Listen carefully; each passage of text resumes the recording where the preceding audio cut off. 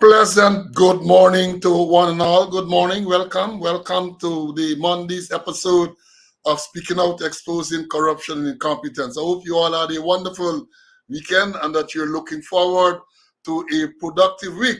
So welcome to this episode. Welcome. Today is Monday, the 24th day of June 2024. And here we are once again to bring you the credible, valuable information. And we don't disappoint. We have never disappointed, and we're not going to disappoint today. We're going to bring you the news that you want to hear. We're going to bring you the valid, credible information. So we are rearing to go. So welcome. As I've said, I hope you had a wonderful weekend. Today being the first working day of the week, and hope that you are looking forward to a productive week. Productive day, productive week, productive month, productive year, and years ahead. That is what should be your goal. So yes, share the life. We always have to tell you, when you come on, share the live, let people know that we are on. We were not on for 2 Mondays straight because of events, one holiday and all of that. We were not on. So here we are back to the Monday schedule. So let people know that we are back onto the Monday schedule. My colleague, Mr. Codway, my co-host, my former co-accused, my former co-defendant, my current friend, is already in the studio and he is rearing and ready to go. And you know the format, we're going to do what we would normally do. Just to say to you, Monday student, we have reached another record number of students in the schoolyard for this Monday morning. Record number. And it seems as though every week now we are breaking new grounds. We are breaking the records established. Well, they always say records are there to be broken. Congratulations to you all. Those of you who are on YouTube and in the schoolyard from very early this morning. The program was scheduled just after 6. And immediately thereafter, people were in the schoolyard. And when we went live a few minutes ago, the students on Facebook joined and they're orderly rushing into the schoolroom to get these advantageous seats to hear what is going on. So here we are, another day, another good day that the Lord has made. Let's rejoice and be glad in it. Let's give praise and thanks for being in the land of the living. Many would not have been this fortunate to be in the land of the living. And we're not only fortunate to be in the land of the living, we have been fortunate to be here and to take part in this very educational program. We have lots and lots to tell you today. Again, I am sure that we're going to be constrained by time. But you know what we have always said, what we can't finish today, we're going to come again some other day and make sure you get the information. We would not deny you the information. So yeah, share the live. And as some of your fellow students would encourage, when you come, hit the like button. Again, we have hundreds of people not give me thumbs up, man. Give me thumbs up, like on Facebook, thumbs up, and let's go. That enables the algorithms to kick in and to make sure that more people are aware of this very educational, very informative program, even though I may say so myself, because people have told me so, and I have no doubt to not to believe them. So here we are. As I've said, we scheduled just about 6 o'clock this morning. And congratulations, Brennan, on being the first person this morning. We had no issues. I am not aware of any issues where persons may have been struck off. I'm not aware. So I said immediately about 6 o'clock it was programmed, and the first person was at 6:22. So that might be accurate. If it is that anyone came in before, well, then he would have been struck off and didn't get an opportunity to make a record of that. Then we had Barbara Princess from Lamar Springs, 6123. Then it was Patricia from, it's Patricia Gravesandi. They have lots of Patricias on. She is from New Jersey. Then it was Colin, he too is from New Jersey. Joan came in next. She said she's waiting for the door to be open. Sharon out of the UK. Orin, welcome, welcome, welcome. And I appreciate the comments you sent me yesterday. Jean is here, and then out of the UK is Wayne, and out of Brooklyn, my squad mate Carlton. Then the original African came next. The original African from Maryland is the next person in the was in the schoolyard. Then my squad mate, we had a little delay. Y'all forgive me, we got a little delay. Gaston. Then Malvok 5 came next. Matthew, Vibert, this is Vibert John. Then it was Brian. Then Courtney, the Sauls. Brian is from Brooklyn. Courtney is from New Jersey. Then it was Magnell, one of the Barrows, the first Barrow, Magnell. Akko. Then it was Denise from Florida. Kenneth from Maryland. Family Music. Orl. Gary, this is another Barrow. Then it was Clive out of the UK. Sherwin came next. Joseph. Audrey. The man from the hills, Barled, is here. And he's alone hillsider this morning. I don't see the other man in yet. Marcus, Denise, the secretary, welcome. Bart, Michael, and this is Michael Richardson, the other Michael. And our own attorney out of Canada, Selwyn, came in at 6:58. Good to see you on the live. I know you always follow, but good to see you on the live and you making a comment. The BX is here. Then we have Puran. I can't recall seeing Puran before. Welcome, my brother. If it is that you were here but never commented, welcome to Speaking Out. Fergus was the next person in. Then we had Winston from the UK came in next. Dexter. Sharon. So y'all bear with me. Sharon. Then it was Felicia. Another person from the UK is in next. Lynette. Then my countryman, George. Trati is here. Welcome, Trati. Derek. Carl came next. And this is Carl Johnson. Followed by Ulrich, the man from Crane Housing Scheme. West Coast Demerara. Sandra was next. Then Mars. Then George Mars. Then it was Troy. Dexter. Evelyn.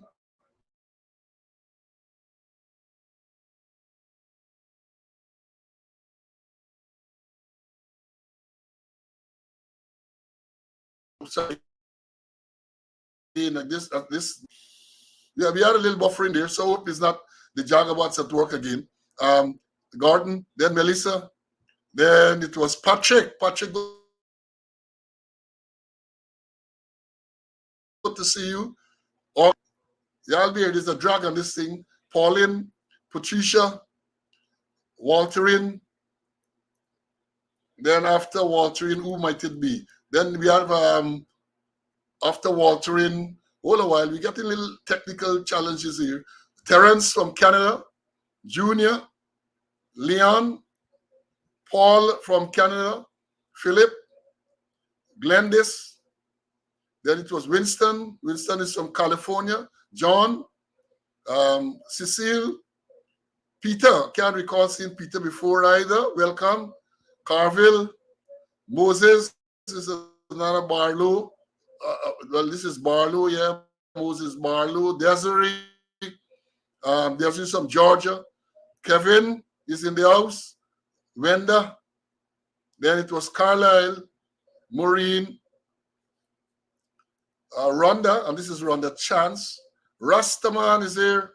Clarence came in, and he's came at 8:08. Keelan, Lennox. Then it was Pito from Queens. Then it's Nigel came, and it's not that Nigel. This is Nigel D'Anjou. So don't believe it's that Nigel. Randolph is here. Orin, David, Carl, and this is Carl Hannibal, Ezzy, Cranston. There's a little delay, folks, so bear with me. Kevin, Duan. Then this is the next whiteboard. Smithy is here. Then after Smithy was Henrik, followed by Grace. We gotta get through. It's little, we get the little issues. Maxwell came in, Emerson. Then it was me. Then Winston. Then Heather came in. Kerry from Maryland. Joe from Toronto, Canada. Then it was Danny Everett, man from Texas. I don't know if he's there now. Then my squad mate Doreen. She was followed by Isabella. Then after Isabella, it was my next squad mate, Carl from Arizona. Then it was Robbie, is here. Bonita, Pamela from West Dem, Kurt. After Pamela is Kurt, Patricia. Then Roy, good to see you, Roy. Roy, you have missed classes some weeks. Good to see you back. Roy from Schenectady. Grantley is here. Leon, Tilula, and Tilula is in the schoolyard, he says. Then there's another Rhonda here, Rhonda Spencer Tom, followed by Samuel. And then we have Chisel Chipper, 68, followed by Trevor. Then it was Stephen. Stephen gave his number there, 12443, and he came in at 948. Then it was Colin from Queens.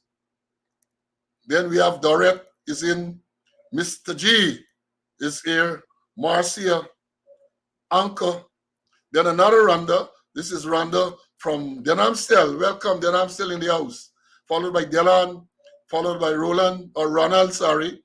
Then we have Karen, Royston, Michael, Bravo 14126, yes. He's from the British Virgin Islands. Sydney is here. Then we have Connolly, Vivian, Courtney, and after Courtney came next. Melville, Neddy, Malcolm is here. And after Malcolm it was Morton, then Anne, Wendy, Kevin, O'Neill, then it was Charles. After Charles it was Chilo, Pauline, Queenie from Brooklyn is in the house. Carmel, can't recall seeing Carmel before. King James is here. Then it was Marlin. Then Vibort, the man from Craig on the East Bank, is here. Orville, and Orville says he is from Standills Upper Demerara. Thomas came in next. Then we had Fort Valley in the schoolyard. Where is this? Fort Valley in the schoolyard. Then Sean, you barely make it before. Sean came in at what time? 10:57. Diane, and then that was the last person on the YouTube where we went live. The first was Edward, and the list goes on. Elvis, Commissioner Cole, Karen, and then we have Gary, Altia, and it goes on and on and on the list. As again, we said this to you to let you know that we have so many students who are waiting very early from the time the program is scheduled. They're in the schoolyard waiting for the school door to open to get in. But in terms of the announcements, let me do them quickly. Then I'm going to bring in my colleague, and we're going to move on. The first announcement is another sad one. The death of retired woman Corporal W168 George. Now, she passed away a few days ago in New York, I understand. She was the mother of our dear colleague, Larry George, retired Assistant Commissioner of Police. His mother, who was also a policewoman, W168, she passed away recently. And then we also have the death to announce of a former policeman, Robert Ford. Can't remember his number, but I recall he used to be at CID headquarters some time ago. He is the son, or he was the son, of the late quartermaster, Roy Ford. You know, Roy Ford number was 7029, Quartermaster Ford. Many of you remember him. And he's also, or he was also the brother of Senior Counsel Roysdale Ford.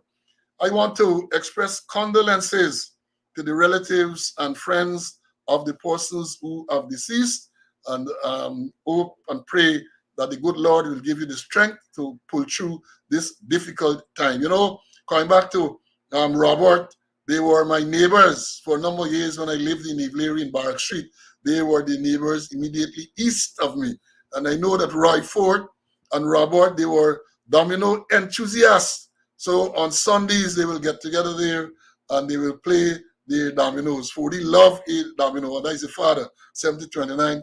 He retired as a superintendent, as the quartermaster. So yeah, the Roysdale is a brother, and therefore condolences to you, Roysdale. And in terms of birthdays, today is the birth date of a person. I don't know if she's on the live, but I know she comments and so on. I'm talking about Cheryl Andrews. You know, when I went to Brickdam as a commander in 2000 and what year was it? 2004. Cheryl was there in the complaints section, and then she retired. She resigned shortly thereafter. She lives somewhere now in the States. Today, she's observing our natal day. And in terms of belated birthday greetings, we have belated birthday greetings to a very good friend of mine, former member of the force, attorney at law, Gordon Gillhouse. Gordon celebrated the birth anniversary. I think it was Saturday. And also we have the belated birthday greetings of countryman of mine, Dr. Henry Jeffrey, celebrated one recently. Also celebrating recently is a friend of mine, Aubrey Baptiste from Matt's Record Bar. He celebrated a birthday. I don't know if he's a follower, but Aubrey was a good friend, and he celebrated a birthday recently.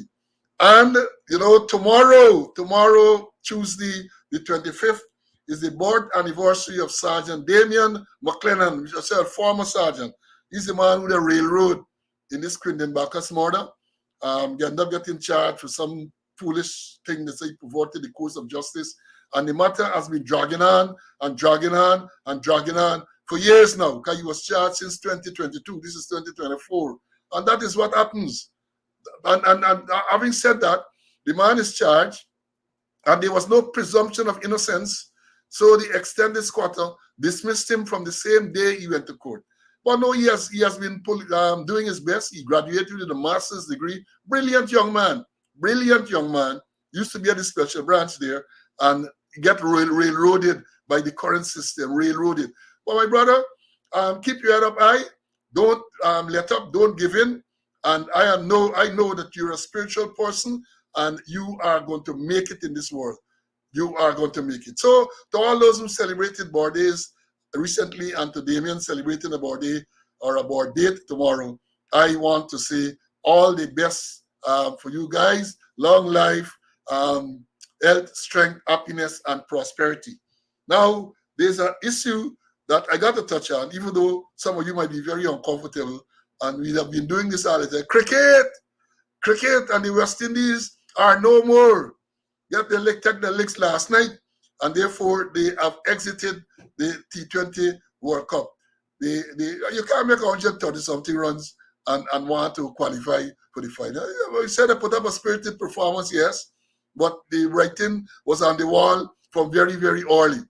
Very, very early. And as I have said to you all, I'm a West Indian. I can't change. I'm born in the West Indies. I can't change. But I am very pragmatic when it comes to cricket. When the West Indies do well, I celebrate and I enjoy. When they do badly, as they did last night, I am not depressed. The only thing that get me a little vexed is that I stayed up to watch the game. I know with the rain interruption, the game did not finish until close to 1 o'clock this morning, and then I dock in my bed and catch me rest. I know many of you would be like that, and many of you up to now would be in your offices. You are miserable because West Indies are lost. It's life. That is life. You gotta do the postmortem. You're gonna say, well, Etimaya should have played, and who should have played, and Powell shouldn't have bowled, Moti to Klassen at that stage. That is cricket, the game of glorious uncertainties. Who would have thought the other day there that Bangladesh, not Bangladesh, the Afghanistan would have put a curtail on Australia. But there's a game. Australia in a position now, if they lose today, they're out as well. And even if they win, I think Afghanistan has a chance of qualifying. But that's the name of the game. Let me bring in Mr. Conway, and before we go on any further. CC, You had a long introduction. Welcome, my brother. How are you? I'm well. I'm well. I'm happy to be in the land of the living, and like you, I watched the cricket part of it, and then after a while, when I saw the writings on the wall, I abandoned my wife. She's a cricket fan, She's a diehard, and I went to sleep, and she woke me up and gave me the details. Now, birthday greetings and belated birth to the anniversary to all those persons you mentioned. Um, we have to our secretary. I just got news that she got another death. I think her mother's sister died recently. Our condolences to her. Congratulations to Brennan. Brennan, you got a gold medal. You're first among equals this morning. Congratulations! And I know that you don't miss a program, and you have recorded all the programs there. You have them on record there. And I want to shout out to Fergus. I met him on Saturday, himself and another um, ardent supporter of ours at the location in Georgetown. We had a wonderful conversation, and and things went well. So congratulations to you, Fergus, and also your friend who was, I think, a former member of the fire service. We had a very good get together. Thank you for calling out to me because I didn't know you, but as I was passing, you called out to me, and we had something to drink, and we had a wonderful conversation. All right, happy to be in the land of the living to do God's work. So let's get on with it. Let's get on. I sound like Michael Buffo. That Michael Buffo. Let's get it on. Let's get it on. Now, last week we mentioned this issue. Well, not issue really. I highlighted the fact that a property, prime real estate in Alberton. Let me show you it. I show you up. Where they had the Frenzies bar. We understand that this property is bought by a senior police officer. He bought the property. There was a building there, and the building was demolished. But as somebody told me recently, so I said, Chief, is not only the building was demolished. On the day of the demolition, is an old set of police in uniform had to be there to block off the street and to direct traffic and all of that. The old set of police, somebody told me they look at the program and they saw us mention the fact that Frenzies at the corner of Albert and Fifth Street, Alberton, was bought by a senior police officer. Let me understand this, A senior police officer, this is prime real estate in Georgetown. Senior police officer bought it, demolished the building that was there, and had police. And then they said many policemen were there to block traffic and to make sure there was an uninterrupted demolition of the building. And that's what we have. That's what we have, the misuse of resources. The misuse of resources, let me take this off now. The misuse of resources is what we have. Misuse. So the money, the laundering money, senior police officers at headquarters, laundering money, and I refer specifically to the one who attempted, because you didn't get through, I understand, to launder $16.5 million through the police credit union. Send it in two cash money in two black plastic bags, what the Jamaicans will call scandal bag, to have it deposited. And they had to do now after jiggery poogery and also for destroy the evidence and all of that. But the evidence is there. I have copies of the receipt and other stuff. The evidence is there, right? So you have that, and they're talking about investigation and all these type of thing with the sanction. We can come to that. Why they don't investigate alleged money laundering by a senior police officer? Why they don't investigate where would a senior police officer get the resources to get involved in that type of business? Perhaps is another money laundering scheme. Perhaps he's fronting for someone and laundering money for them. But that is what you have going on in the police force. Now, on another note relating to the police, I understand over the weekend there's a new deputy traffic chief in the form of woman superintendent Shannon Daniels. I think she is there now as a deputy, and there was a release on the police, and they said that she is the first female deputy traffic officer. So congratulations to Superintendent Daniels on being the first female in that position. And I hope that you can make a difference, even though I don't have any great expectation, not because of your ability, but because of the system that is there. The system does not allow for people to bring forth ideas and so on. That is the problem that they have. And congratulations to Sharon Daniels. Let me bring back in Mr. Conway, because I'm sure you want to comment on those two matters as well. Yeah, the TC, first one, Albertong. Another, sorry. Yeah, go ahead. I won't be surprised, Albertong. I won't be surprised if there's another instance of money laundering, or as you mentioned, whether the person is a front for other persons. I wish to congratulate the deputy traffic chief, first female, go on record. But I'm wondering, this traffic situation, I don't think we're really utilizing our resources or human resources adequately or properly to deal with this situation. Here it is, we have the traffic chief with no real experience in traffic. He's a traffic chief. And now she's there, no real no real experience in traffic management. And then when you look at it, she came from region number 3. And I feel there's another attempt to Indianize the command of the various divisions. The commander is an Indian, and now the two I see that gone there is an Indian. Indianization of the various police command. Yeah, and you mentioned about the inexperience of the traffic officer and his deputy. I can relate to that because when I took over traffic sometime in the 90s, I had no experience as a traffic police. I had good managerial experience because I had managed police divisions, division at least TSU and all of that. But I had some solid traffic men who came up in the system as my deputy. In the first instance, I had Cedric Boston, and then I had Fred Wilson, who was there, and we had people like Neil Semple, and all those experienced people in traffic.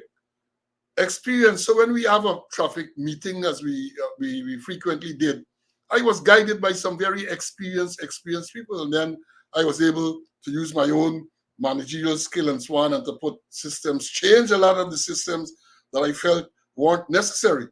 But to have two persons with limited experience at the helm of the traffic perhaps is not the best thing. But again, I say that is how the thing goes.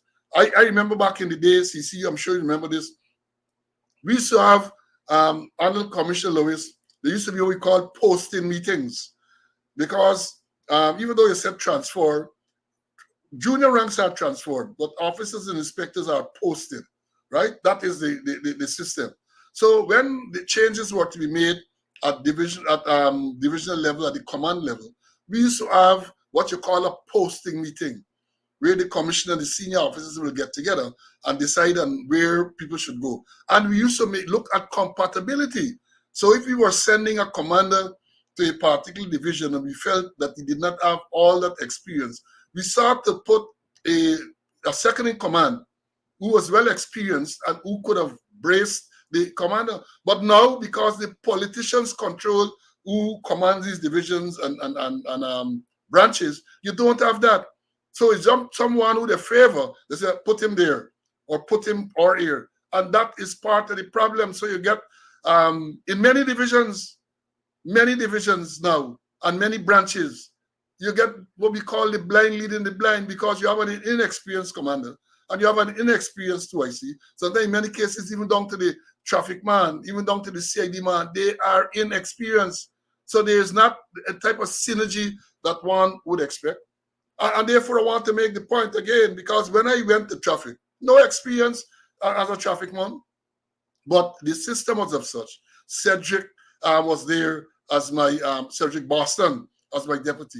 When Cedric moved on, it was Fred Wilson right? Then in A division, you had Neil Semple, solid traffic man who could have guided you on issues and so on. But they don't want them type of thing now. They want when the politicians call and to say put this one there or put that one there, that is what they do, and that is what is leading, or that is what is contributing to the breakdown in the system. The blind leading the blind. The blind leading the blind. Now let me move on. I on Thursday, we had a program on Thursday, and we did say that we were looking forward to that Thursday cuss out. It was a big bacchanal just the other day. You know this tune, Mighty Duke, Woman Bacchanal. But then we learned while we were on the program, and we didn't announce it, that the president was holding a press conference at 2 o'clock today. And I then discover that the vice president, Barra Jagdeo, who holds that weekly press conference Thursday, well, they call it press conference, but not really a press conference, on Thursday, 2 o'clock, was out of the jurisdiction, is out of the jurisdiction. So the president fitted in. Let me put it as best as I can. The vice president, who normally holds the 2 o'clock press conference, wasn't available. He was out of the jurisdiction. So the president fit in for the vice president. The president fitted in for the vice president. And like this thing is something contagious, because he too got there and decided to, as I said, pomposet himself and so on. Pomposet himself. Right? And let me among the things he said, I'm going to bring in Mr. Conway just now, but let me read the part of this thing. They say, President says, and this is an article in the Starbrook News on the 21st of this month, and that would have been Saturday, I think. President Irfan Ali yesterday defended, the caption is, President says not compromised by association with Mohammeds. That's what the president says, not compromised by his association with the Mohammeds. He said, President Irfan Ali yesterday defending his association with the United States sanctioned Mohammeds and the use of the bulletproof vehicles during the presidential campaign in 2020, saying that he does not believe this paved the way for their alleged wrongdoings, nor is he compromised. Then the quote here saying, Guyana is a small country. There is no one in this room who can tell me that they don't know the Mohammeds. All the banks were associated, and note using past tense. I don't know if it's deliberate or accidental. All the banks were associated with the Mohammeds. All of the major businesses might have been associated with the Mohammeds. The Mohammeds have been in business long before I was born. End of quote. He said the questions posed by Starbrook News at the press conference at State House. The president said that he is not only now claiming to know the Mohammeds, as he has said this before, and that he has not known the men, let me read it back, and before, and that he had known the men from since boyhood days. Sound like a trading, trading in a song there, boyhood days. And then he says here, he's quoted, he says, I made it very clear that I know the Mohammeds. I went to St. Stanislaus College. We met on Fridays, Salatul Juma, the special noon service for Muslims, at the top of Mohammed Enterprise, where there was a mosque. I am not going to deny that I know the Mohammeds. Every single leader knows the Mohammeds. They were in business since I was a child. Every single leader knows the Mohammeds, historically and now. Does that reduce our judgment or anything? End of quote. Then he goes on here, according to the article. Ali asserted that neither the Mohammeds nor any other person he knows is given preferential treatment, or does this change his stance that the rule of law applies to everyone. I said the rule of law is the rule of law and must apply equally to every citizen, and that is all I want. There is no agenda. End of quote. You got to adjust that just now. Rule of law in Guyana. Now let me go on, and he says, the article continues, Addressing concern raised about his use of the bulletproof SUV owned by the Mohammeds, which he utilized during the 2020 election campaign, he disclosed that he was advised by his security team that he needed a safe vehicle because of heightened exposure to threats he had received. He said that the day of his swearing in was the last day he used the vehicle, and henceforth security was provided by the office of the president. And he's quoted there saying, in relation to the vehicle that was used during my election campaign after my security apparatus advised me that I needed a safe vehicle because of the distance I was traveling and the dangers in their assessment, the threat I was exposed to. I didn't hide it. I didn't drive in a tunnel. It was open and transparent. I didn't use it after I got into office, he stated. And the quote, to perceptions that his association with the now sanctioned men paints him as being compromised. Sorry, excuse me. He dismissed this and the conflict of interest criticism. Again, he's quoted there saying, I am not compromised. I would not be compromised in any way, shape, or form. Not me. End of quote. Last year, following a Reuters article that the Mohammeds were being investigated by the US and that the country had asked ExxonMobil to discontinue doing business with the local businessman, President Ali had said that it was just allegations and that the US had not notified him about any such investigation. Yesterday, he denied being shocked or feeling in any way negative that this country was left in the dark with regards to the allegations. He reminded that intelligence gathering operations are covert, and everyone knows this. Otherwise, it would be a public investigation. Ali repeated that his government had asked the United Nations, the US, for information leading to the sanctions, and that it plans to act on those, and do its own investigation with the respective agencies here. Last year, when asked if the allegation would impact the friendship between him and the Mohammeds, the president had said, these are just allegations, no prevailing facts. He also does not discuss the continuing friendship, but said that investigations will be carried out impartially. That is what the Starbrook News is reporting from the press conference. But let me bring in Mr. Conway, and then I have, we talk every day, we tell you that we are trained to do statement analysis. And I have analyzed the report, I have analyzed the statements attributed to the president, and I'm going to bring these, my findings or my conclusions to you. But let me get Mr. Conway first. Yeah, it's true, that we were trained about statement analysis. I remember in my training with the FBI, and I always had to refer to it. The facilitators give us opportunity to analyze the statement of the directors of the FBI, Louis Freeze. Not confidential thing, but many of his memos and anything we had to do and statement analysis, it was fun. Anyway, let me backtrack a bit, Let me just get back to traffic because I think traffic is critical. Paul, you mentioned about where you used to have posted meetings. And I agree that they don't have posted meetings anymore because things coming from Shiv Chandrapal Drive, northeast, northwest of Brigdam Police Station and Rough Street. But then if you put in somebody there, the person might not have the technical skills, But if they have the administrative skill, if they have the conceptual skills, and if they have the people skills, they might be able to do well. As remember when you went there without no technical skills, but you had administrative, you had conceptual, and you had people skill, which caused you to be. And as my wife does always say, you were the best traffic chief they ever had in our days.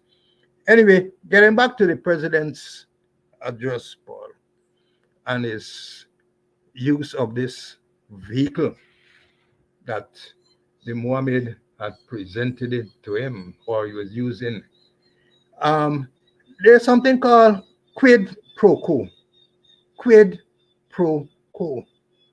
And he didn't mention that there's nothing but there's no preferential treatment. And quid pro quo means something in exchange for something. This for that, or that for this. A favor or advantage granted in return of something. Something for something. So perhaps there was a quid pro quo. And the thing is that this is Guyana, and we have to face reality. And reality is not what you expect or what you think is going to happen. Reality is what is happening. This is Guyana's situation. And even though nothing is expected in return for any gratuity, it may create an impression of impropriety. Although many persons cannot discern between a friendly gesture or a bribe, some big men and big women may not. It is unethical. It is unethical, and research has shown that in Guyana that people they don't give, so if they give something, they want back something in return. And when you take in people thing, it's expected they're gonna come forward. They can come forward and ask you for favor. They look for preferential treatment. And even you look in the police force where the youngsters say, will see, hey, this man donated 10 vehicles to a division. They'll say, but we can't trouble the man, We can't trouble the man employee. There's a man, a nice thing we up as the case may be. They look at the Mohammed donated 10 um, computers and 5 computers and printers. And also we saw last year, Christmas time, where in droves, the policemen in uniform were turning up at that place to get the cash. Even police vehicles were seen there in large numbers there. The thing is that people would expect preferential treatment, and it filtered down to the bottom where the junior going to say, boy, we can't do nothing to this man. They will see the vehicles going there. They see the vehicles without insurance. And then they're going to say, hey, we can't trouble Mohammed Enterprise, or we can't trouble John Jones Enterprise, because them people nicing we up and nicing up the police force. Quid pro quo. Remember Donald Trump, they always talk about quid pro quo. So the nonsense we're talking about, he didn't get person get preferential treatment. I doubt that. Persons got to get preferential treatment. And then you, the head of state, using the same vehicle. And not like he said that the day after he became president, he stopped using it. The vehicle was seen afterwards. And look what you're showing there. That is policemen, a policewomen, police vehicle.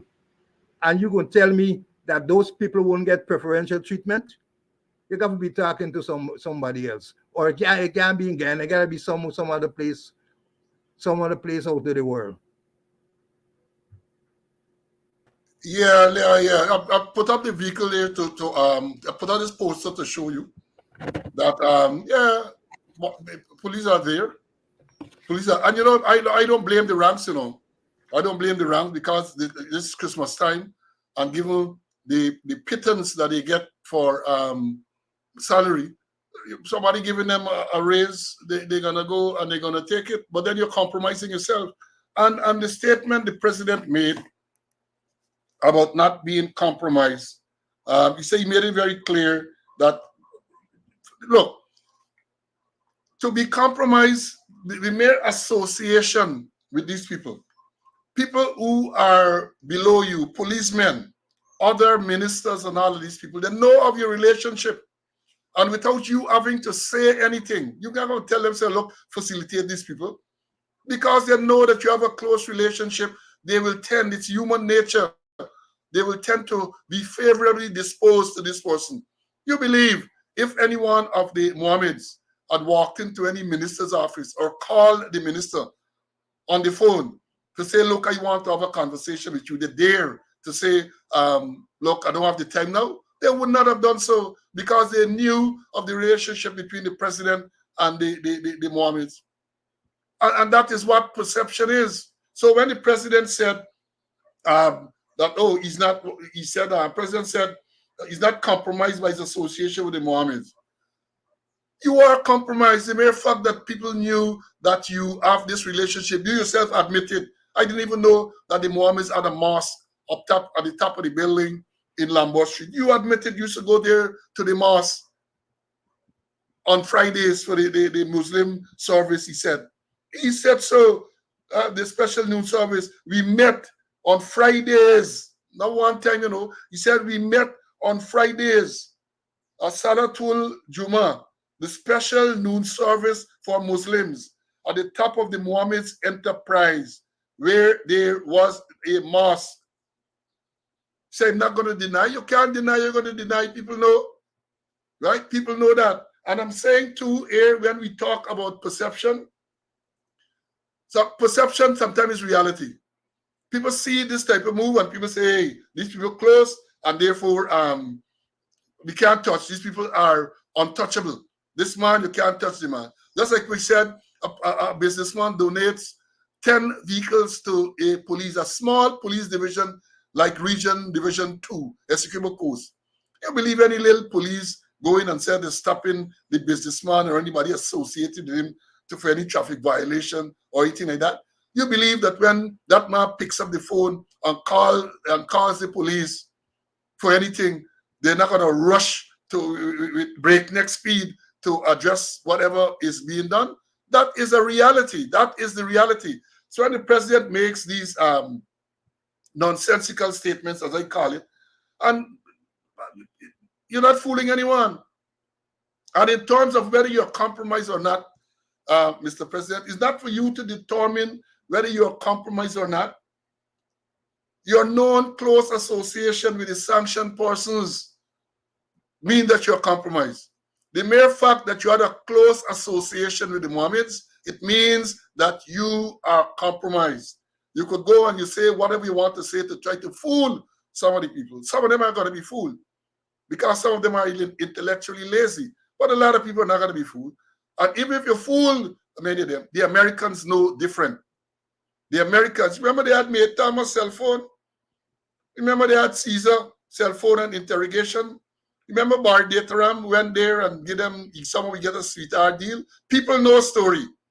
People know story. So you could jump low and say you're not compromised. So whether you admit it or not, that is the reality. And I say in many cases, perception is reality. Many, many cases. And then he goes on to say, he asserted that neither of the Mohammed is given preferential treatment, nor does this change its stand that the rule of, what he said, does not change its stance that the rule of law applies to everyone. I said the rule of law is the rule of law and must apply equally to every citizen, and that is what I want. There is no agenda. Well, I have said this before, and I'm going to repeat it for emphasis. When they talk about rule of law, they have to give a definition, a Guyanese definition for the rule of law. Because the internationally accepted definition for rule of law does not apply in Guyana. Because if there was the rule of law, one, you, Mr. President, may not have been charged with 19 fraud cases, right? Because here you say it's politically motivated and all of that. That was a claim, it was politically motivated. And if indeed it was politically motivated, then it means that they ain't going to rule of law, because the rule of law would not have allowed for politically motivated charges to be brought against you. And then once those charges that were brought against you, a place where the rule of law operates would not have allowed the same DPP who recommended the charge or who approved the charge to discontinue the charge. That is not the way our rule of law operates. You had a situation where the Attorney General, your Attorney General, was charged for law book theft. He went through the system and they said, go and answer your charge. Right? All sort of things. He went appeal and appeal. People say prima facie case made out, lead a defense. And again, the same DPP discontinued the charge. That is not the way how the rule of law operates. And many other cases, the Darmlal case, compelling evidence that he raped, buggered, and groomed a 16-year-old indigenous girl.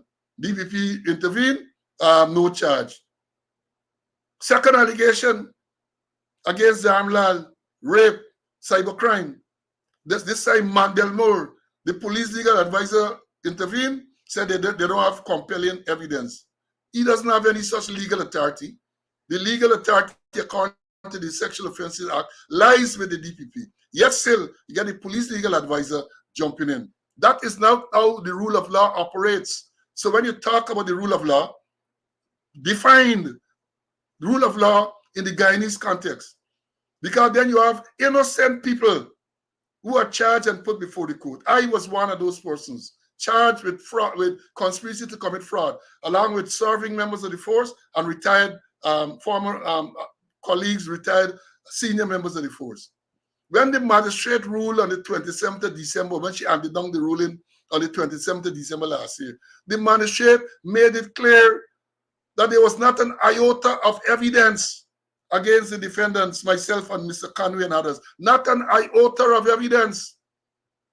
So for the charges to have been instituted in the first place. But the DPP, no doubt following political instructions and directions, institute charges against us. Knowing full well, at least you ought to have known, that there's no evidence. You don't have any prima facie evidence to bring these charges, but political direction. That is not how the rule of law operates. Thankfully, some aspects of the state, like the court, working. So the magistrate saw that there was no evidence against the defendant and dismissed the charge. And the same DPP, I don't know what happened yet, but the DPP gave notice, said she's going to appeal the case. She gave notice that she was going to appeal. I don't know if she has appealed. I have not been advised about anything further. Let me bring in Mr. Conway, and then I'm going to move on further to analyze this thing. CC? Yeah. President talking about rule of law. What if you understand what it means?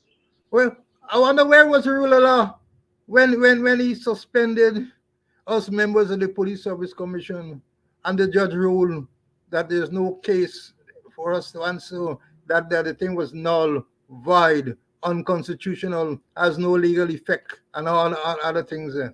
And where was the rule of law when we were charged criminally, and 26 persons testified? I can't say they gave evidence. 26 persons testified from the Guyana Police Force, from the Ministry of Home Affairs, and the Ministry of Finance, and the magistrate ruled that there wasn't an iota of evidence. Where was the rule of law? And then I can go further, because I grew up in the country under the influence of my grandmother, father and mother, and my grandmother used to quote a scripture saying, "Show me your company and I tell you who you are. Show me your company and I tell you who you are." And then my father used to quote a scripture, I think it's in Romans, I gotta look for it, with saying, "Bad association spoils useful habit. Bad association spoils useful habit." So show me your company and I tell you are, and bad association spoils useful habits. And all that, those are present in the current case that we're talking about.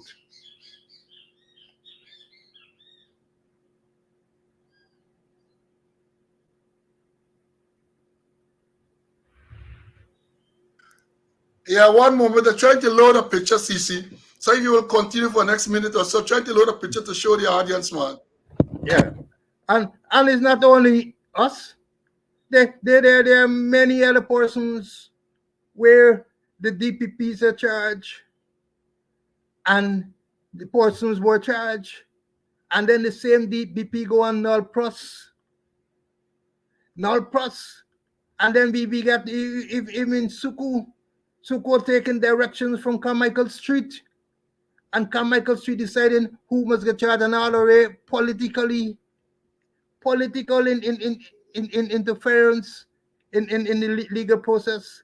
And you have a DPP that is politically inclined. There are numerous cases. So where is the rule of law? Where is the rule of law, Paul? Does not exist. Does not exist. At least not in the international context. And another part of the statement, he says, addressing concerns raised about his use of the SUV owned by the Mohammeds, which he utilized during the 2020 election campaign, he disclosed that he was advised by his security team that he needed a safe vehicle because of heightened exposure to threats he had received. The presidential candidate, the president is saying that when he was a presidential candidate, he received threats. What if he made any report to any police station? I think Leslie James was the commissioner then. What if he made any report about these threats? All these things are lies. All are lies. And I am not going to be diplomatic and say that, oh, he's less than candid and he's not telling the truth. No, he's a countryman. He's telling lies. Then he said, in relation to the vehicle that was used, it was used during my election campaign after the security apparatus advised me that I needed a safe vehicle because of the distance I was traversing and the dangers in their assessment. The threat I was exposed to. I didn't hide it. I didn't drive in a tunnel. It was open and transparent. I didn't use it after I got into office. Here we said, I didn't use it while I got into office. Let me show you this. This is the picture I was trying to bring up. This is the picture. This is a picture of the vehicle that was supposed to have been owned by the Mohammeds that was being used by the president. He said during the campaign. But as you can see, folks, there is let me point it out to you. This is a presidential crest. This is a presidential crest, the Kasi crown on the presidential vehicle. And you can only, during the campaign, you could not have had the presidential crest. It meant that when he became president, he was still using the vehicle, and that is why the presidential crest is on the vehicle. I'll tell you about evidence. Doing the research and I pull up, that is evidence that what the statement by the president that he only used the vehicle during the presidential campaign is a big fat lie. Because the fact that you have the presidential crest in the vehicle, it is saying that the president was using the vehicle was being used by the president of the Cooperative Republic of Guyana at that time, President Ali. And for those of you who don't know, you might not know, the presidential crest, this crest is the president and the prime minister is the coat of arms. So on the president's vehicle is the presidential crest in the front where we just said the license plate, but you ain't a license plate, is the presidential crest and the vehicle used by the prime minister as the coat of arms in the same position. So here, where we have it here we have the evidence that when contrary to what the president is saying, that he only used the vehicle during the campaign, I am presenting you folks, students, with the evidence that the vehicle bears the presidential crest, which suggests that the president was using the vehicle while he was president, not only when he was the campaign. Hold on one moment, un momento. One moment, let me bring back CC into this thing. CC, we believe in evidence, and that is the evidence we are presenting to show that the statement by the president is a lie. What are your views, your comments, please? Even the president wasn't lying. There's another school of thought, that perhaps he would have put on they must have put on the president crest, and the Mohammeds was using it. That the Mohammeds were using it with the presidential crest, So all kind of thing there. But the evidence is clear, and you can't dispute that. Maybe give it back them. Maybe they get it back and they get it back with the crest, so they were okay to do whatever they want to do. Yeah. And let me go on a little bit again with this statement analysis. He says here, Ali repeated that his government had asked the U.S. for information leading to the sanctions and that it plans to act on those and do its own investigation with respective agencies here. Wonder which are the respective agencies the president planned to have investigation done. First of all, I have said that there are no information to give to you. Whatever information is there, you can go on Google and find it because it can be public information. It is clear that the U.S. government does not trust the current government and many persons in senior position. And despite all that they're saying, this investigation lasted all of 2.5 years. And the president tells you, and they have such a good relationship with the U.S. They have such a good relationship with the U.S. There's an angle that they're pushing. But yet still, 2.5 years an investigation, a serious investigation according to the U.S. ambassador. Serious. We take these things very, very seriously. This is a top-level investigation involving 11 state and federal agencies, and then tell you a single word. And you're telling me, but now you have a good relationship and you cooperated. Good relationship and cooperating. Tell that to the Marines. Tell that to the people who are vulnerable, who are gullible. We on this program, including the students, we are not going to fall for that. We know. And even President Ramatar, former president, said it. He said when Donald Trotman, not Donald, when Raphael Trotman said that when he came into office in 2015, the U.S. briefed himself and the National Security Minister at the time, Kemraj Ramjatan, about massive gold smuggling. This is 2015, massive gold smuggling. And the former president had the temerity to come and say, well, I didn't brief me. No, they did not brief you when you were president because they did not trust you, and they knew that your people who were supporters of your government, perhaps even some of your ministers, were involved, so they're not going to brief you. And as I said before, to make a statement like that, you're indicting yourself. The people didn't trust you, the U.S. authorities did not trust you, so why are they going to brief you? They don't trust you. They carried out an investigation over 2.5 years without telling the government anything. So why are they going to provide information now for you to say you're going to investigate? I have said to you, I have given advice, I give free advice these days, that if you are interested in an investigation, a real credible investigation, which none of the agencies in Guyana, whether it's GRA, whether it's the police, whether it's KANU, whether it's SOKU, whether it's the major crimes unit, none of them is capable of doing any credible investigation. And if you really want a credible investigation, right, and then let me say this. You are saying, and CCA this carefully, they are saying that they have such a good relationship with the US. All right, prove it. Write to them and request of them that the FBI be made to investigate these damaging allegations. You all get a good relationship. Someone can very well expect that once you were to pen such a request, the US can say yes. Find the spine to do that. And if you don't trust the US and perhaps you even have a better relationship with the British, do something similar. Write to them and ask them for Scotland Yard to come and to do the investigation, because you don't have any agency in Guyana that can conduct any credible investigation. The Major Crimes Unit is compromised. Diane Boscom, who was a member, said that $30 million was paid by Asruddin Mohammed to Michelle Caesar, Superintendent of Police, to cover up the Paper Shards murder. They compromised. The head of the Major Crimes Unit was pulled in by the feds during this investigation, and well, assuming that is the same investigation, and he was questioned at length. His phone seized, and then he was made to move on. So he is a suspect. They can't lead no investigation. The crime chief can't lead no investigation because he can tell you that it's inherently incredible, right? That is what he said with the plot to assassinate President Granger, right? Soku can't lead. Soku has been compromised. They will lock up lawyer for advising the client to not to give statement to the police.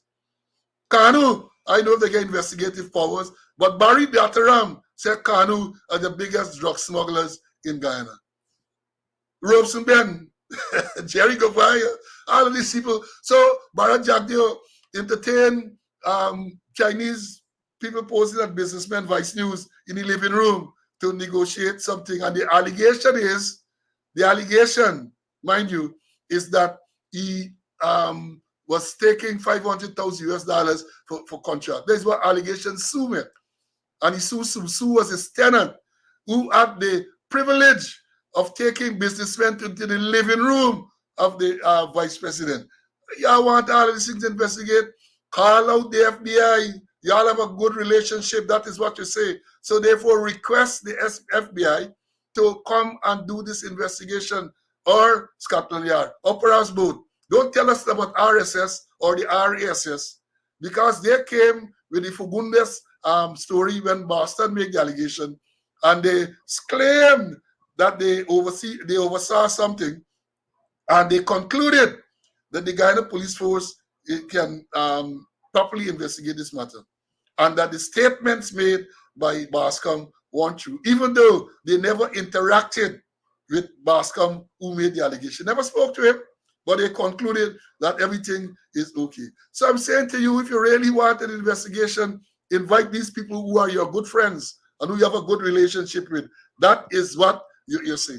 And lastly, before I begin, Mr. Conway, you and the president said they are just allegations. So what do you expect? I always remember when I think it was the Darnell matter, the allegation, the president said, and he wrote a letter about it to the media, where he said, there's just allegation, they're waiting on facts. All right, to tell him that is not the way it works. Once an allegation is made, you have to launch an investigation to unearth the facts. You can't sit back and wait for facts and then you're going to investigate. Which part of this world these people come from? So it's an allegation. He said what? Last year when I asked if the allegations would impact the friendship between him and the Mohammeds, the president said, these are just allegations, not prevailing facts. So how are you going to get prevailing facts if allegations are made and there's no investigation? I mean, these people are really, really think people stupid, you know. And then he also did not discuss his continuing friendship, but said that investigations will be carried out impartially. By whom? Who can carry out this impartial investigation? Let me bring in Mr. Conway, and then we can deal with the other aspect of this press conference on Thursday. Mr. Conway, who can carry out this investigation, this impartial investigation that the president and the vice president before him continue to talk about? Help me out here, man. I can't help you out there, because the whole thing is that what went on 2.5 years of high-profile investigations to 11 departments and not a wink from our security or intelligence apparatus. It is frightening because it's a total failure of our intelligence apparatus, and they have various layers. You mean nobody pick up anything? Nobody hear anything? They had friends about the place who would give them a little wink, hey, this is what happening, so they could pass on, or if they get it, they withhold it. The whole thing is frightening, because when we look at it, that's why maybe we can't solve certain crimes, because the intelligence apparatus isn't working, and they got several layers, and it's working, and they even get a national security advisor. And then if I get confidence in you, you think I won't give you any information? No way, no way. And as I said before, just like the police force, there's no public confidence in the police force. Therefore, people seeing things, people hearing things, but nobody ain't gonna talk nothing. Nobody ain't gonna give the police any information because they don't have the public confidence in them. And they said that they were transparent government and the United States authorities. The thing is that what really they could do? It's mind-boggling. What could they do?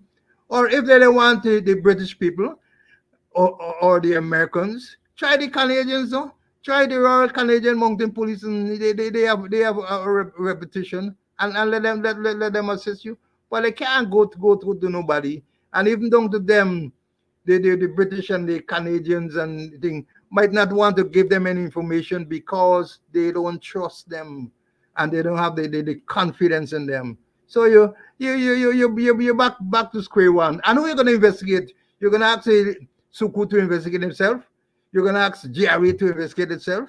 You're gonna ask Kanu to investigate itself. And no way, they can't work. And where are the impartial people? Where are they? They're about the place, So you're back to square one, Paul. Back to square one. Remember we talk about the confidence.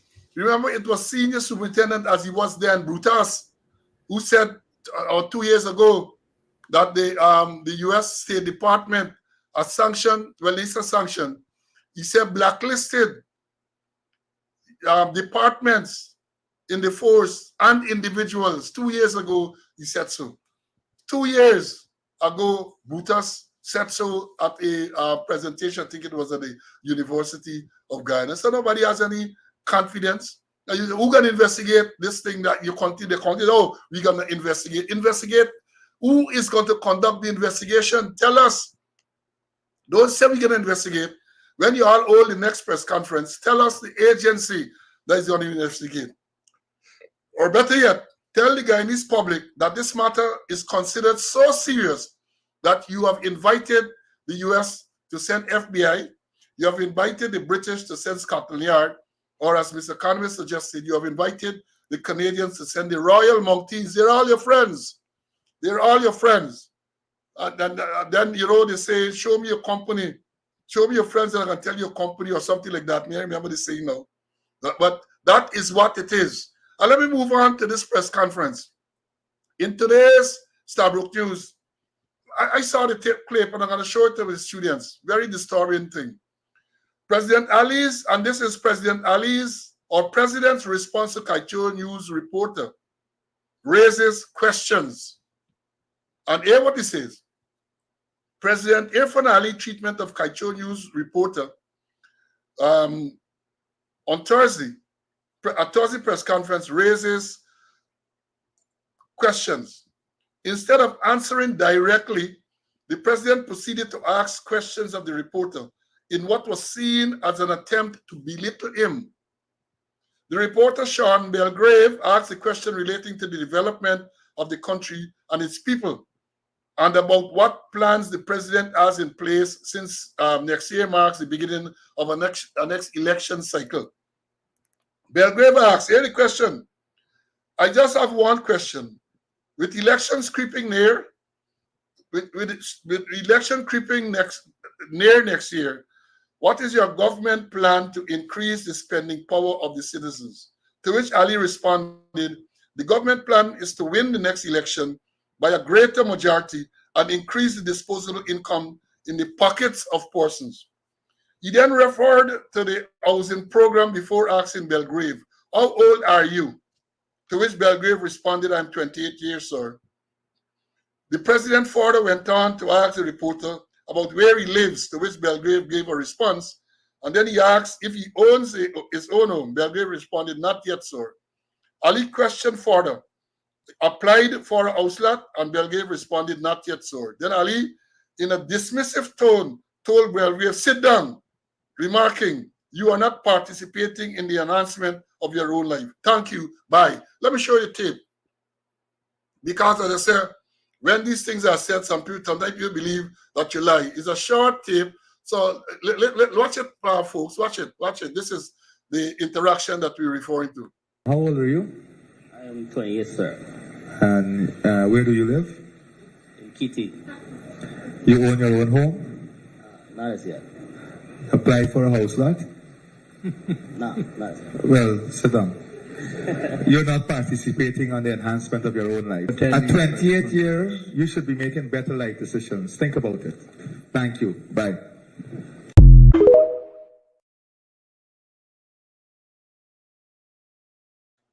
Folks, let me tell you this. That came across as so arrogant.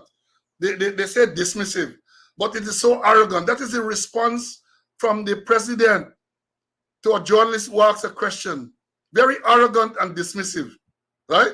And you know, I'm glad that I am no journalist, because with the temperament I get, I would have been going to jail. I would have been violent, but I would have responded in what I believe to be appropriate terms that you would normally use in the rum shop. That is the way I would have responded. Journalists ask a question, and many times I wonder why these journalists go to these press conferences. Why? Because they sit there and they belittle him. And you see the picture at the end, Kit Nascimento. They bring you out from the archives or the museum somewhere. And whenever there is a press interaction by the president, is Kit Nascimento there. He had a verbal exchange with Gordon Mosley to Kit Nascimento, because when Gordon Mosley wanted to ask a question and was prefacing as the journalist would normally do, he intervened, interrupted Gordon Mosley and asked Gordon Mosley, do you have a question? And Gordon Mosley said, If you would allow me to words to that effect. But I've called people there and they're very arrogant, they're very dismissive. And I guess in terms of the president and so on, I think it's pressure. The pressure building. So you have this arrogant response. Let me show it one How more old are time you? before we. I am 20, yes, sir. And where do you live? In Kitty. You own your own home? Not as yet. Apply for a house lot? No, not as yet. Well, sit down. You're not participating on the enhancement of your own life. At 28 years, you should be making better life decisions. Think about it. Thank you. Bye.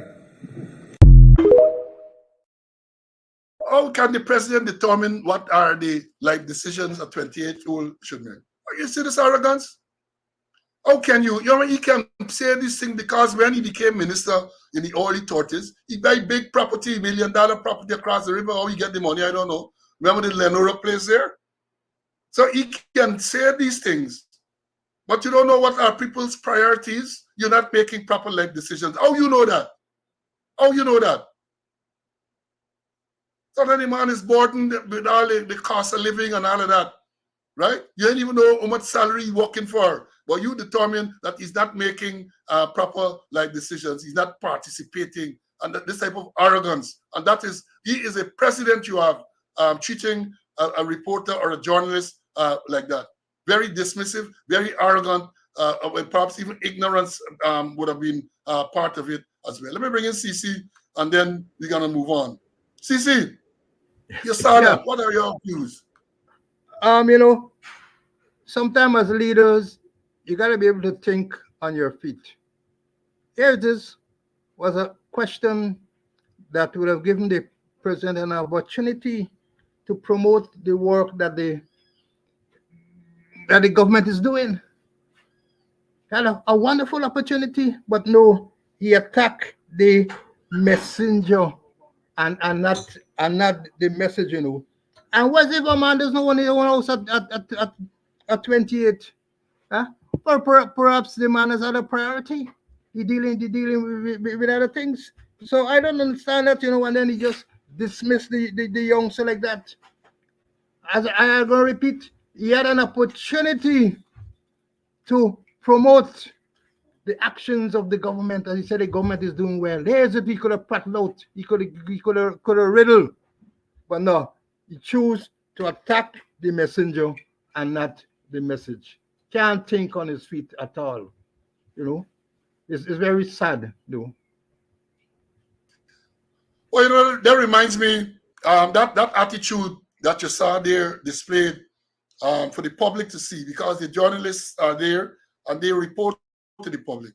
Reminds me of my experience with the president on the phone on the 23rd of December 2020, when we had the conversation about the police promotion. And that's the type of arrogance and that was displayed. And I responded by telling him, look, there's a process. People don't get promotion just so. There are rules to be followed. How long you got it? And he carry on in the same aggressive manner. So when I told people of the manner in which the president behaved on that day, and some of you, I know people believe me. Some of you might have had your doubt. That display there on Thursday is a display that I was subjected to on that night. On the 23rd of December 2020, the day when the Police Service Commission met to shortlist persons for promotion. And I came home the evening, and I was asked to make contact with the president, which I did reluctantly, because I always felt that the fact that the Police Service Commission met the day, he wanted to talk about promotion. But being a disciplined person, I called him, right? And he started off for the first couple of seconds very cordially. He was on the East Coast at some meeting. Then he asked about the promotions. And I told him, yes, the Service Commission met the day, and we did a short list. And then he asked if Karimbash and Butas, well, I told him no, because they have this many matters pending. And the man tear off in like manner. How long will this matter be pending? Y'all keeping matters pending just to deny people promotion. I said, sorry, it's not so. That is not so. And I tried to, and the man carry on and carry on. That same type of attitude was on display there.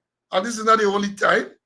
Check back. There was an incident, I think somewhere in the West Coast border, something to do with electricity, where he very arrogantly some engineer or somebody, and he call the man and belittle the man in front of people in the village and all. That is how the president operating. So I remember the night of the 23rd of December very, very well. And because a lot of things flowed there from, that's how we end up getting charged and all of that. Because the very next day, Robeson, the same Robeson at Minister of Affairs, could have communicated with the acting commissioner of police, Nigel Appy, for officers to be charged criminally for varying offenses. And I maintain and I said that was the conspiracy between the president, the Home Affairs, and all of them. The evidence is clear, compelling, incontrovertible evidence that they conspired to get rid of me and Conway of the Police Service Commission because of that same type of display that you saw there a while ago. Same display. Let me know if Mr. Conway wants to say anything, and then we're going to move on.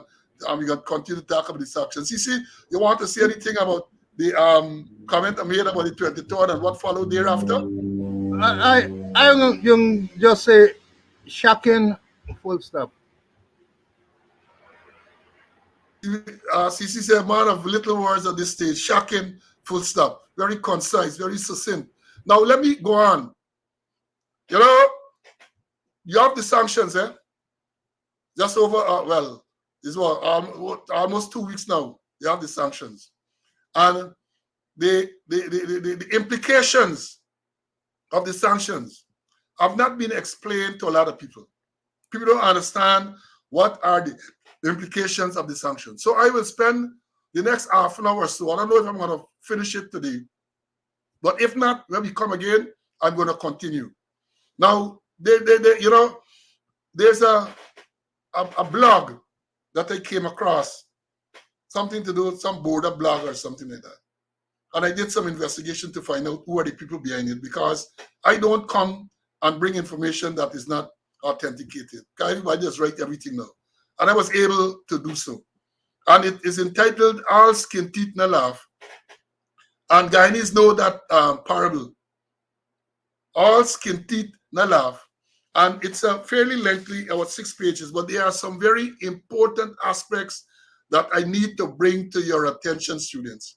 And by extension, the attention to all Guyanese. Not only all Guyanese, to all who listen and who want to learn. It says the public reaction, and this is just excerpts I'm reading. The public reaction to this sanction ranged from bemusement to outrage.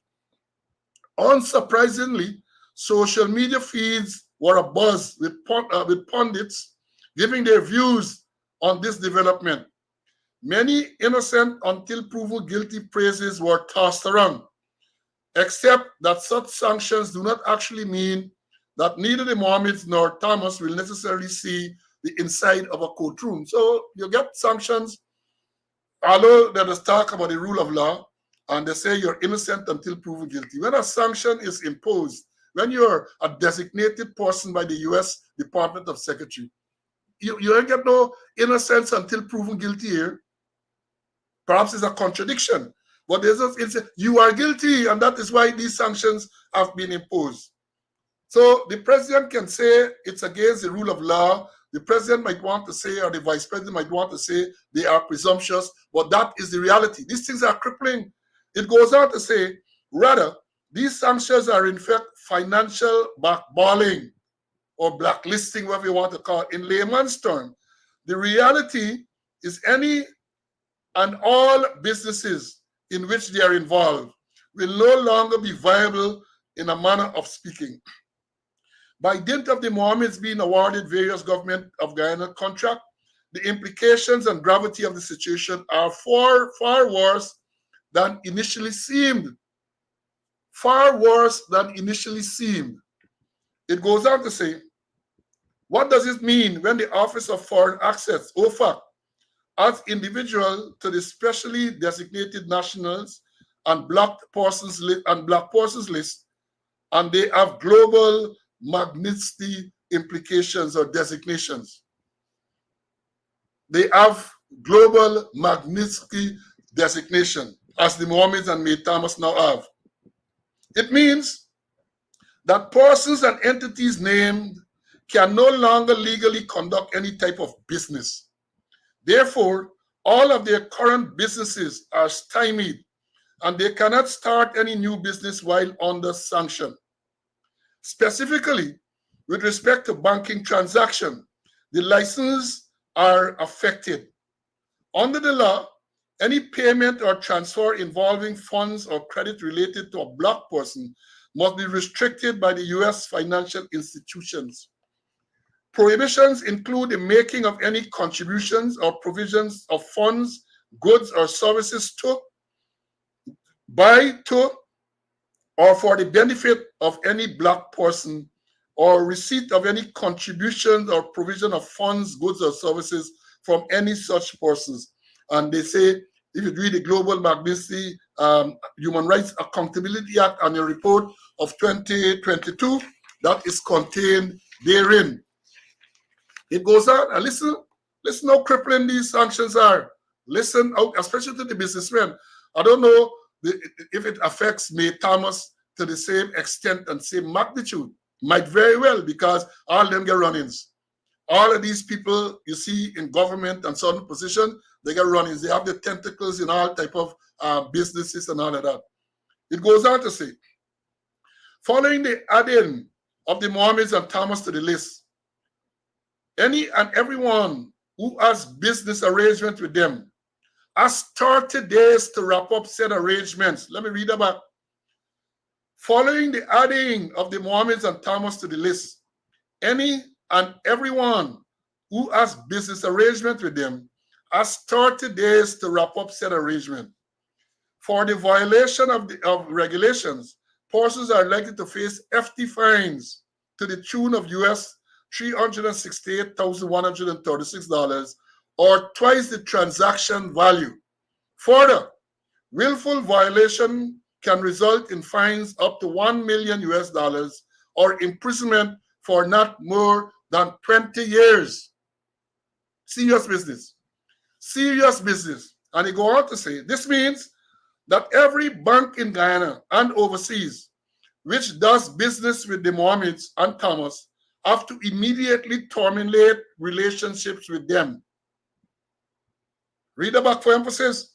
It means that every bank in Guyana and overseas which does business with the Mohammeds and Thomas have to immediately terminate relationship with them or relations with them.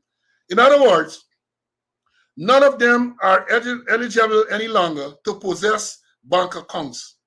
All credit card companies have to also sever ties with them. We seem not to have grasped the full extent of and the repercussions of the sanction. The enforcement of the sanctions means that every bank account, whether personal or business, is embargoed. In other words, all monies are in limbo. Not only are the Mohammeds and Thomas unable to access account, but the banks are also prohibited from returning their money. The credit cards are now literally worthless pieces of plastic. It goes on. As I said, listening, this is serious business. This is serious business. Additionally, all their insurance policies have been canceled. The shiny Ferrari and the heavily undervalued Lamborghini, with a declared value of 200,000 US, as opposed to the 700,000 value, can no longer be driven legally on the roads of Guyana. It would seem that they will now have to be chauffeured by someone else in that person's ordinary vehicle without the special safety enhancements. In this vein, they also have no home or other property insurance, or life insurance for that matter. With respect to various rental properties, no international companies operating in Guyana can rent these. This is also applicable to the land at Rome, East Bank, Demerara, that is reportedly leased by an oil and gas company for the use as a stockyard. Comrade, I ain't done there.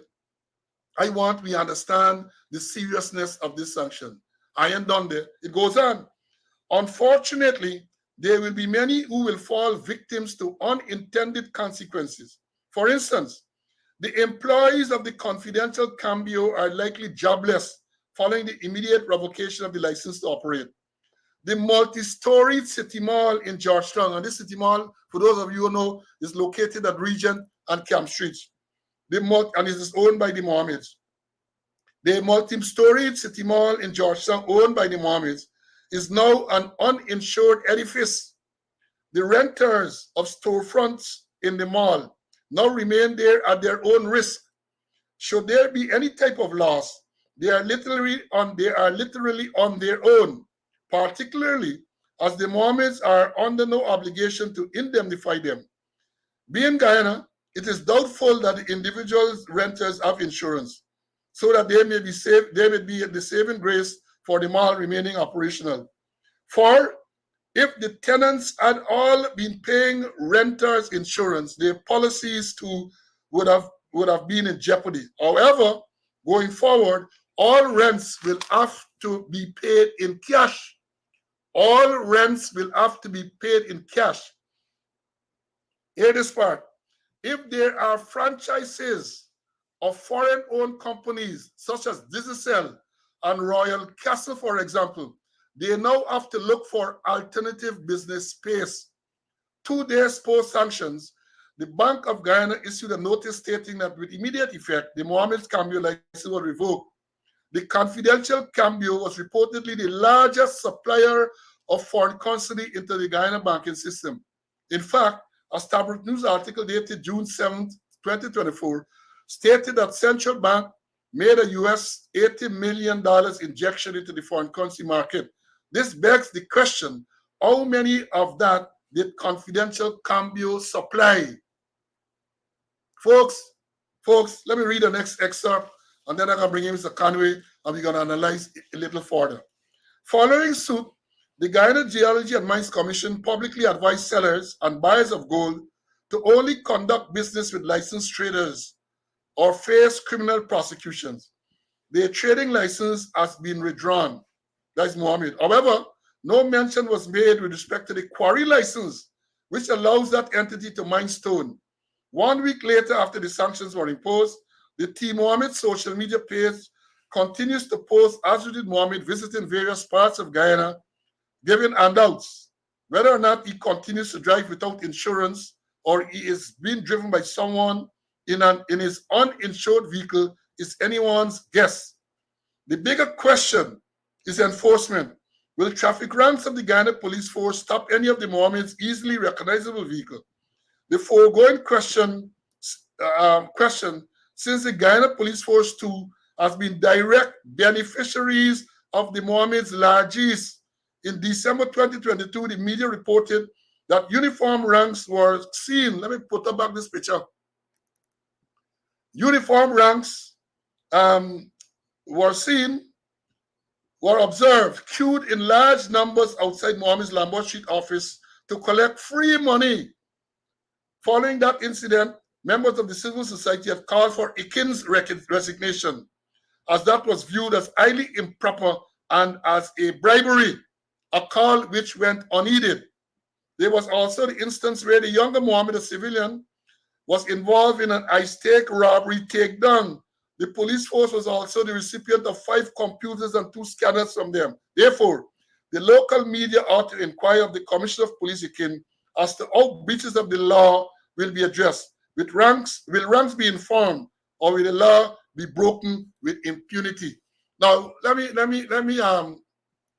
folks, that was a mouthful, but I thought it was important, and I think we'll have to repeat it from time to time, lest innocent people be caught up in this. Innocent people, because basically the Mohammeds are now out of business. And here, let me say this.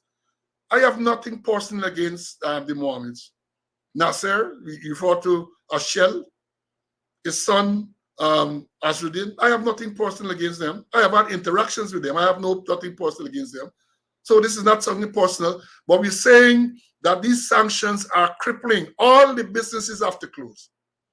I understand that a lot of the workers have already been sent home, terminated. And the impact is severe. All your money you get in the bank have to stay right there. I know that we talk about the city mall, but they are luxury apartments in the area by the stadium. My understanding is that they are rented to U.S. Persons for $500,000 Ghana dollars a month, 2,500 US a month. All of those contracts have to be terminated. If they're not terminated, they have to be terminated within 30 days. All of those contracts. So this thing is massive. So when you hear people say, oh, we are not compromised on all of that. And as I've said repeatedly, it is my view that this is just the tip of the iceberg. This is just a tip. It is generally felt that the Mohammeds were not the biggest gold smugglers. The USA, they smuggled 50 million, well, that smuggle, they avoided tax to the tune of 50 million US dollars over a 4-year period of time. That's what I said. And if they are not the biggest, one can then imagine what type of smuggling or what type of tax evasion the others have done. One can really imagine. And if they are not the biggest, why go after them first? And it is my view that when you deal with matters of this nature, you start from below and you work your way up the chain. You start from below and you work your way up the chain. Let me bring in Mr. Conway.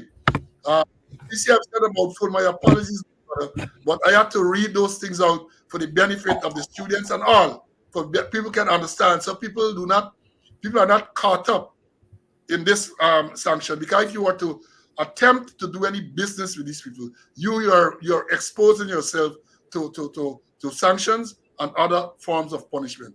Over to you, CC.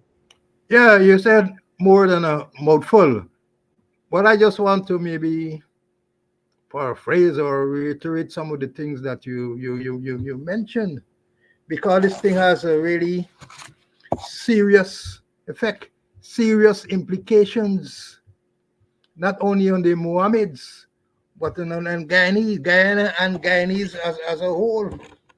You know, things that they mentioned about insurance, the vehicle got to be insurance. And they mentioned, will the police stop them or they turn a blind eye because Mohammeds has been nice? The Mohammeds have been nice to members of the Guyana police force. Talk about insurance, talk about property, the buildings. And then going down the line, I can recall years ago reading about the Colombian Pablo Escobar, who built the whole city and who was very who portray a position that he was very altruistic. And I see signs of that in Guyana. I've seen activities where the Mohammeds portraying that they are very altruistic. And remember what happened to Pablo Escobar. So many different things, and could happen to this country. And then again, we look at does this thing? I'm wondering, does this thing have part of a middle? What going on in the Middle East? The Israelis slaughtering the Palestinians. People saying the genocide in the Middle East. And here we had and Israel is very close to America. They're hand in glove.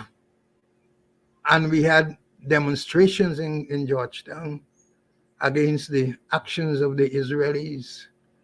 The Mohammeds were very prominent there. Perhaps is there a connection somewhere with them and the United States and the Israelis? And then the Attorney General created an impression that everything is all right, that the sanctions wouldn't be effective because they had a clean bill of health. He went to Trinidad with a large posse. We call it CFAT-F. That's the Caribbean body that deals with anti-money laundering and financing of terrorism. And here, I don't know if you realize what he said. He said they spent 2 days grilling, 2 days face to face. So if you're going to find 2 days face to face, it means they have to have some serious allegations. And there got to be numerous allegations. And then they come up with a clean bill of health. But as we mentioned previously, that was before the sanctions were announced.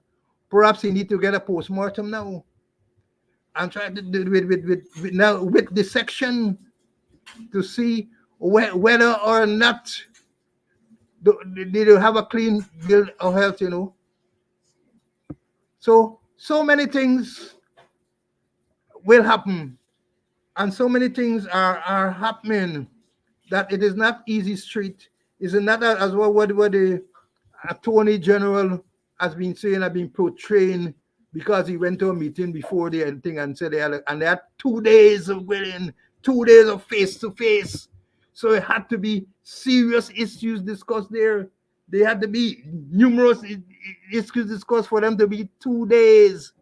But then again, Paul, when you listen to the attorney general, what he say, you got to take it with a cup of salt.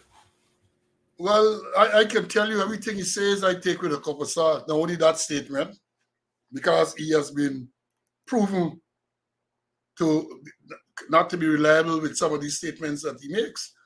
So whenever he say I take with a whole bag of salt, and let me say these sanctions.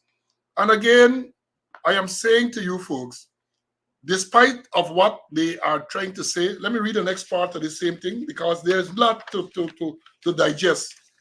And we're going to come back to it on the next occasion. But they say, owing to the fact, hear what it says, owing to the fact that the Mohammeds fraternize with and are connected to high-ranking government officials, including President Irfan Ali, this raises several issues, including that of complicity. Let me read that back. Let me read that back. It's saying, owing to the fact that the Mohammeds fraternize with and are connected to high-ranking government officials, including President Irfan Ali. This raises several issues, including that of complicity.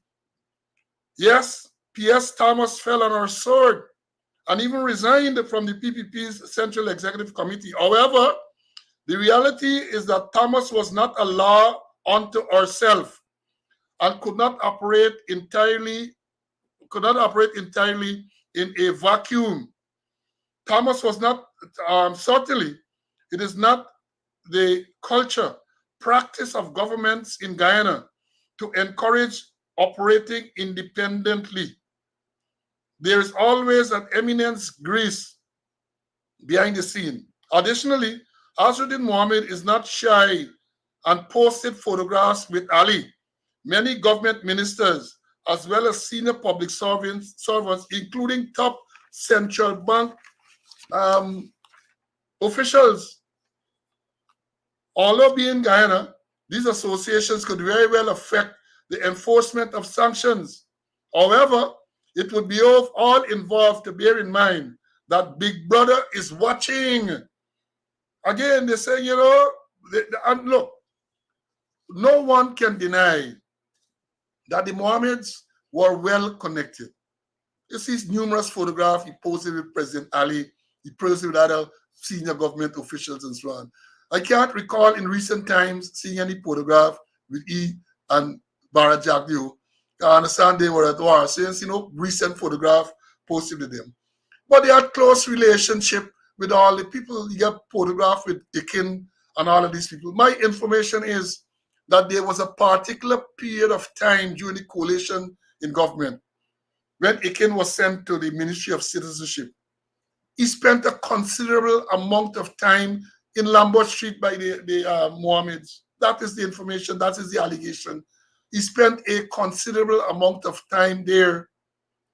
So there's no question about these people being close together and therefore what the perception is. And the people saying here, according to this article, let me understand that don't believe that you can go and basically bust this sanction by giving them money. You can't even loan them any money now. Because remember, the Azardins, the Mohammeds are billionaires. So if they want any money from you, perhaps it's in the millions. Anyone who attempts or anyone who loans any money to them. You're breaking the sanction. You are breaking the sanction. So you're in serious trouble. You're in serious trouble. Even the question that was raised about the rental in the city mall and elsewhere, where I think they're now demanding that you pay cash. Because you know if you pay check has to go into a bank. And if all the accounts are frozen, they can't do business with bank, then they don't want to check, they don't want checks. Even paying in cash can be considered breaking the sanction, because you ought not to do any transaction with these designated persons. You ought not to do any transaction with them. So all of these things have deep, deep implications. I would hope that all those people who have rented in the city mall and elsewhere, especially those in the city mall, smaller people, will seek to get some legal advice on how you should proceed. Because if you got a little business and you're hustling there, and you do something wrong, then you get lost. You don't want that. Digicel, Royal Castle, all of them have outlets in the city mall. They have got to move out. Find alternative place to operate their business. Folks, this thing is big. This thing big. And even though last week another thing, they're quiet, they ain't saying nothing, and they're trying to take it down, this ain't going away. Because this has had such a significant impact on the whole system. As the article I just read said, when you come to Cambio, there's no doubt that the Cambio there operated by the Mohammeds in Lambert Street was one of the biggest Cambios dealing with foreign exchange. Can be no doubt that that was one of the biggest. And when that is taken out of the system now, maybe because people go to other places. Yeah, people go to other places. Market forces will kick in. But I know that even though I read there a few weeks ago, or maybe a month or so, or even longer than that, the Bank of Ghana injected 80 million US into the system because of an acute shortage of foreign exchange. The shortage persists. You can't go to any bank now and get US dollars. You cannot. You cannot. You can't go. It's worries to get. I know what happened with demand and supplies. Demand and supply. The demand is greater, so I suspect the exchange rate and the road gone up. But these sanctions are very, very crippling. Very crippling. No insurance for your businesses. No insurance for your life. All of those things are frozen. Even the car insurance. So all, as the article said, all the vehicles belonging to the Mohammed now, those insurance suspended. And you know, it is unfortunate that something like this, that the authorities would not have publicly, and we know why, advise people. Advise. These are the implications. These are the effects of the sanctions. So to guard against getting implicated in this whole thing, they get the what they call it, the Police Corporate Communication Unit and a DPI. Not a word. They're not advising people. And I would hope that following what I've read, I suspect some of them would have done similarly, some business people and so on. They will seek proper legal advice as to how they should continue to operate. Because they say ignorance of the law is no excuse. So if you are going to do business with persons who they call them designated persons, you are likely to find yourself coming up against Big Brother, because they say Big Brother is watching. So don't worry with this thing where the president said he's not compromised. That is just, as we were saying, that's Salawala. They're just trying to save face. All of those persons who are association with the Mohammeds, all are going to be brought under scrutiny. And I said brought, I'm using the wrong term. They were under scrutiny all along. 2.5 years, 2.5 years. 11 state and federal agencies investigating. And the government didn't know. But the government want to tell us, believe that we're stupid. We big, but we ain't stupid. Believe that we have such a good relationship with the U.S. Oh, we have a cordial. And when you hear the U.S. ambassador, the diplomatic speak at the press conference there, she said the government has been very cooperating with us and they're transparent and all of that. As a diplomat speaking, we understand that, Madam Ambassador. You got a job to do, you will do your job, right? And people say, well, the ambassador maybe did not even. Sometimes the ambassador herself didn't know, because this is how these things go. It is compartmentalized, and you know on a need to know basis. So even if you know aspects of it, if you don't need to know all of the aspects, you're not gonna know. This is not Guyana, where everything up on the lantern post, there's no secrecy, there's no confidentiality. You go and make a report to the police station within quick time. They're all over the place. That is not how the way the US, the feds, you could say what you want to say about them. When it comes to investigations of this nature, they know what they're doing. And to designate these Mohammeds and May Thomas and to equate it to Russian oligarchs, that tells you how big it is. And I said before in the program, it's an executive order. And my research shows that executive orders in the United States are issued by governors and the president. Governors for state and the president for federal. And this is not a state operation. This is a federal executive order. So the president himself, President Joe Biden, would have signed on it.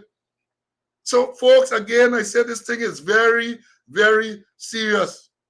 Very serious. And I'm waiting for the vice president to come back to have his next press conference, because by now he might have gathered the gumption to say that the US are presumptuous. Well, you know, somebody said, hey, you can't stop this people, you know. Somebody said, no matter how cockroach crazy, now jumping for pen. Somebody told me that over the weekend, said, no matter how cockroach crazy, and it runs all over the place.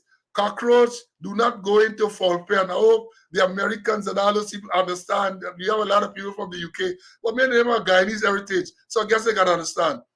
Look at what cockroach do. Cockroach or cockroach. When we say cockroach, no matter what cockroach do, you not jump in foul pen. Because you know you gotta become a meal.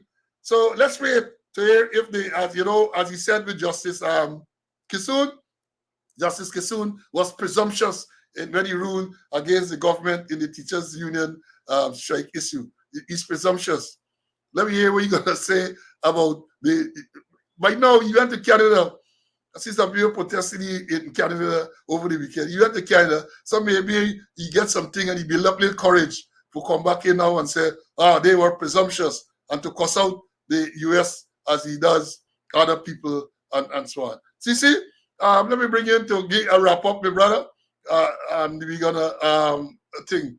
Let me bring in Mr. Conway to wrap up and to make his final comments and so on. Yeah, See your comments and you wrap up.